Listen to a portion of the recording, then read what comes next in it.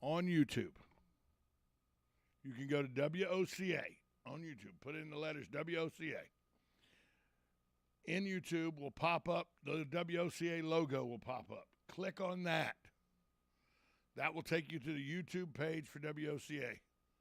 Go look for videos. And look for yesterday program, Fire Fees. It's all explained there. Or look up Jay Musley as yesterday. It's all explained there. If you need more information, go there. It's all right there. You have to go to the clerk of the court and get your fire fees, but it's all explained on those videos. I've spent almost 2 hours of radio time trying to give you what is going on with the fire fees. I'll give it to you one more time as we close the show. If you paid a fire fee on your electric bill between 2010 and 2020, you're due a refund. The city owes you a refund. You have to go apply for that refund, and they will then give you a check for that refund. It'll be a one lump sum payment. It will not be applied to your electric bill or anything. It'll be a lump sum payment sent to you. Who's paying for this? The city is. But you said you are. You're the citizens of the city, so you're paying yourself. But it's all explained in those videos. But yes, if you had an electric bill between 2010 and 2020 that you were charged a fire fee by the city of Ocala, then you were due a refund of the money you paid in.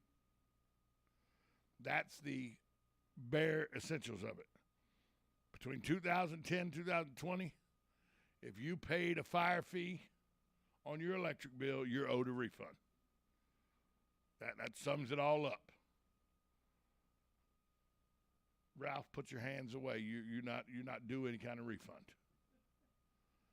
Ralph's got his hands out like I'm going to give him a refund. You missed your opportunity the other day when there was pastries in here from the Magnolia Bakery. Sorry, pal. You missed your opportunity. Again, last night, the president, in all his infinite wisdom, I'm being facetious when I say infinite wisdom in the same breath as Joe Biden, so let's let me clear that up. If you don't know what facetious means, look it up. I ain't got time. He once again said that the economy's in great shape. Really? Because I didn't realize 8.3% inflation was great shape. The economy is in better shape than it's ever been. Really? Because I didn't realize $4.40 for gas was better shape than it's ever been, being that's the highest prices ever for gas in the United States. The economy's in great shape. Really? Yeah, I've reduced. I'm the only president to reduce the deficit in recent history. How's adding almost $3 trillion to the deficit through these payments during COVID reducing the deficit? Look at all the jobs I've created. How is people going back to work as they come out of a pandemic? You creating jobs. If I use the math that this administration uses to file my taxes every year, I would be under the jail.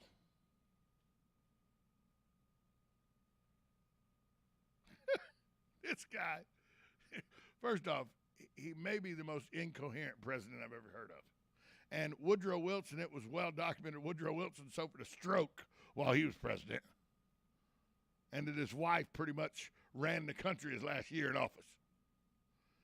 It's well documented that the greatest president in our time, Ronald Reagan, in my opinion, it was well documented the last few months in office may have been a little sketchy for Ronald. Joe was sketchy before he ever won the election. And I don't mean to yes, I do. But for him to say the economy is in great shape, it's in the worst shape it's been since Jimmy Carter was president. The economy's booming. Really? Tell the stock market that. The economy's booming. Really, tell people they can't find a house because they're so expensive they can't find a house or apartment. We got people $15 an hour wage dollars, an increase in the minimum wage. It's booming. Really? Well, tell that to employers that are having to close their businesses because they can't afford to pay that wage.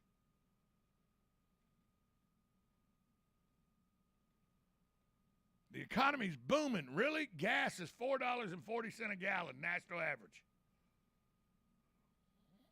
Which economy are you talking about?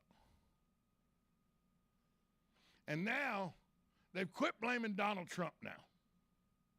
Now it's the war in Ukraine's fault. You know why it's the war in Ukraine's fault?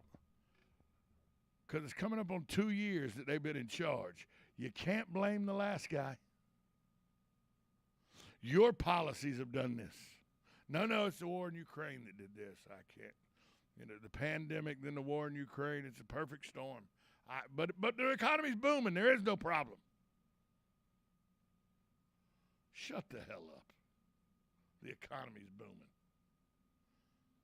And then now I see that Chuck Schumer and Nancy Pelosi and a lot of the Democrats are keyed in. They've gotten the marching orders from the Democratic Party. This MAGA crowd is dangerous. This MAGA crowd is going to be the destruction of free democracy. Why don't you go ahead and say what you mean? The people who support Donald Trump. Because if you're talking about people that think America should be great again, you're talking about me, and I'm not going to be the destruction of this country. Talk about people like me. Why don't you go ahead and say what you mean, Joe, that you hate anybody that will tell you Donald Trump is a good person or is good for this country. Be honest. Stop trying to just loop everybody into one group. But that's what you got to do. Because right now your approval rating's the worst any president's ever had, I think. What are you down to, like 28% or something, I think? He's at like 34%, but still, what's the difference? That's what I say, Teach. What's the difference? Birthdays today. Ving Rhames, he played Marcellus Wallace in Pulp Fiction. He's 63 today. Emilio Estevez, 60 today. Stephen Baldwin, one of the Baldwin brothers, 56. Skateboarder Tony Hawk is 54. And Tootie from Facts of Life, Kim Fields, she is 53 years young today.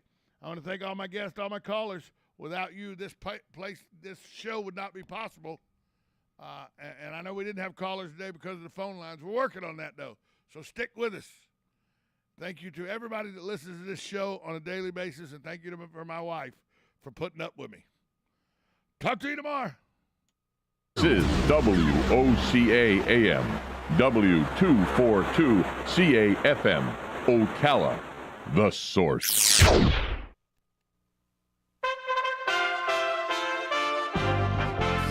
USA Radio News with Tim Berg.